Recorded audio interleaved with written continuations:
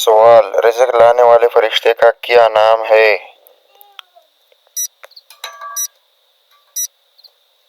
जवाब है हज़रत मिकाईल। सवाल, कुरान पाक में कितने दरख्तों के नाम है?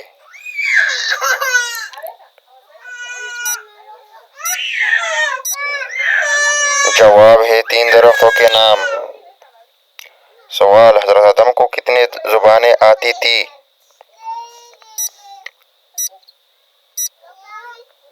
जवाब है तकरीबन तमाम ज़ुबानें। सवाल, आबादी के लिहाज से पाकिस्तान कौन सा मुल्क है?